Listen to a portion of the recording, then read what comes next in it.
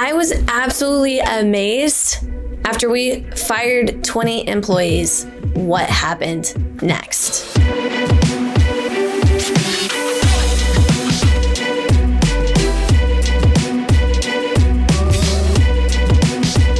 Hey everybody, my name is Jennifer Waters. I am the sales and systems sensei, and I help martial arts school owners scale their schools to 7 figures using our simple dojo scaling method and a dojo assistant. Thanks for joining me in this video. You know, what was really interesting is that in 2020, we had 37 employees working for us at the time in my dojo, and we were generating over $1 million revenue. Actually, we've been doing that since I was 23 years old, and no longer 23 years old anymore. But, you know, a lot of times dojo owners, martial arts school owners come to me because they're like, how did she do this at such a young age? And I'll be honest, it was me, it was my team, and it was a lot of hard work, sweat, and a lot of doing things the wrong way and then figuring out how to do it the right way. But we've still been able to generate over $1 million a year in revenue. So $10 million over the last several years. How did we do it?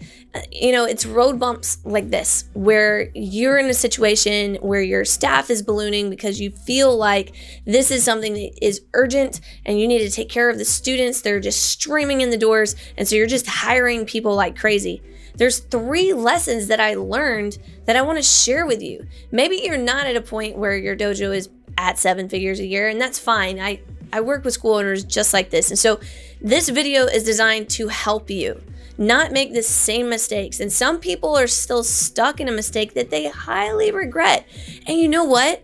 After letting go of all these people, what I realized is that, wow, number one, I had a lot less stress. And I'm going to get into how to know whether or not you should keep team members, should you let them go, all of those things. So stick around. But just my quality of life improved. It was a horrendous time in 2020. You guys remember that year, right? Like when you had to shut down the dojo for a little while.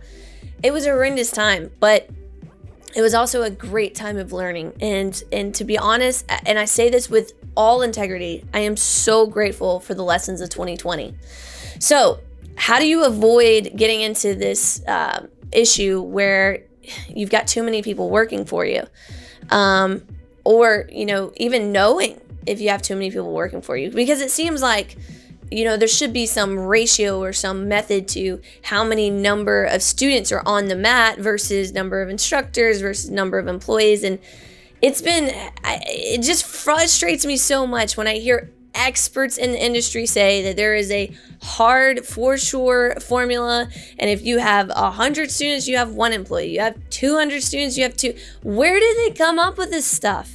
I have no idea. Did they actually generate over $1 million a year in revenue and then come up with this ratio? Like, come on. Anyway, let's get to it, guys. First thing, I need you to make sure that you're hiring because there's actual work to do that can't be eliminated and can't be outsourced. You know, like, do you have a position in your school that you no longer need that person for? Is it something that could be outsourced? Somebody else offers that service and you don't need to keep it in-house because someone else can do it better and probably for a little bit less money than somebody in-house can do. And if that's the case, then what's really keeping you stuck to this employee? Is it because you have some sense of loyalty to that person and they're dependent upon you, and if you don't pay them, you have no idea what's going to happen to their family and all these other things? I'm just telling you that people are super resourceful. And the other thing is that the team members that you do need to keep, because they are core essential pieces of your team, that as you are moving forward, those are the people that are going to help your business grow. It's going to help grow them and their own personal assets and finances and all those things. Those people, you are literally stealing from them to keep someone that you don't need. And this is a very hard lesson to learn, but it's a lesson that I want to make sure that I teach and I tell the people that are coming up right behind me that are wanting to know how to get their school to be in a comfortable place where they can spend more time with their families, where they can, not have to teach every single class because they have team members that can actually do that for them. So if you have something that could be outsourced or something that could be eliminated, do it. Just get it done. I know it's painful, but get it done. Which brings me to my second point. You have to make hard decisions, guys. You have to make hard decisions as a business owner for the good of the rest of the team. There was a movie that came out years ago called Vertical Limit. And in this movie, there's a scene of a dad with his two kids. He has a son and he has a daughter. They fall off this cliff and the dad is dangling at the bottom. And he looks up and his son is next in line, and then his daughter who's trying to get in a clip into the wall, and she's stretching, but she just can't make it.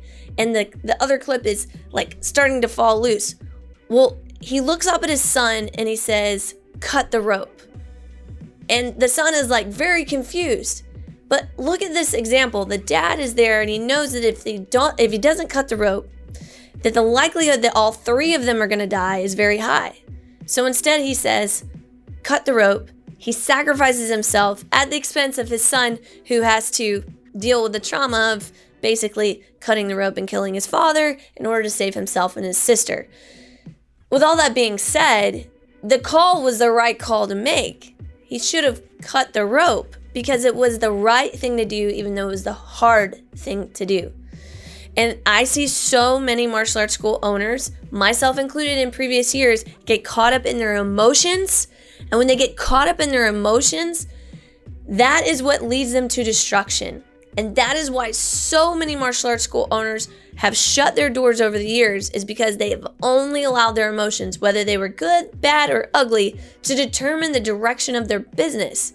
And listen, if you can't take your martial arts dojo and make it an efficient business, how in the world are you going to sustain so you can serve the community that you promised you would serve and that you promised you would change their lives? The answer is you can't.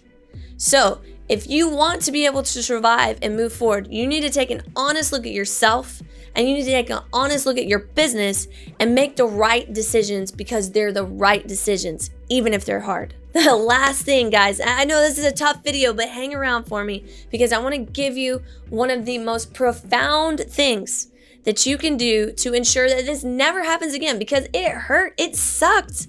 It was awful having to take team members and tell them, we don't have any more work for you and we have to let you go. It was horrible doing that. It was horrible saying, look, we've decided to go a different direction. Somebody else is going to do the work that you currently were doing because it makes more sense economically for the business. That hurt, and it was awful doing it. And there were relationships that couldn't be restored because we didn't go about it the right way from the beginning. It was ultimately my fault. It was ultimately our leaders in our organization. It's our fault because we didn't do this last step. So I'm going to give you this last step, and hopefully you never have to go through the pain of having to let go of 20 people that you really didn't want to let go of and that you built relationships with. And so here's how we did it. Moving forward, and here's how I want you to do it. You need to be able to have standard operating procedures, key performance indicators, metrics that are defined and redefined, organizational structure within your dojo, within your martial arts business that makes it a business, so that the things like missing in action telephone calls to your students when they're out of classes, or even following up on leads as they come in, or even doing the Facebook marketing and having somebody that can run ads for you, or get on Instagram stories and shoot stories. Or how about this? Somebody just to greet new students coming in the door, so make sure that they have a great onboarding experience. All of those things, all of those tasks have to be outlined and defined. And the amazing thing is that the clients that work with us on a regular basis, they have a dojo assistant in their back pocket where so many of these things are already taken care of for them. Remember what I said earlier about taking some of the things, and if you can eliminate or you can outsource them, then do that. Well, that's what our dojo assistants do, and so much more for our school owners. It's absolutely amazing what can be done with the right processes and the right systems. Now you might be saying, well, Jen, that sounds amazing, but when am I going to have the time to write systems and processes?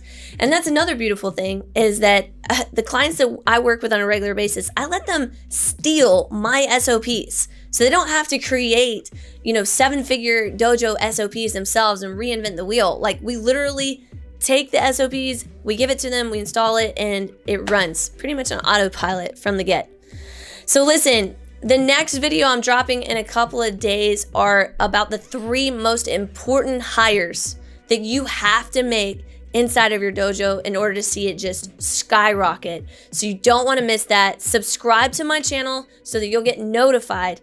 And in the meantime, go out there, guys, make it happen. I'll see you in the next video.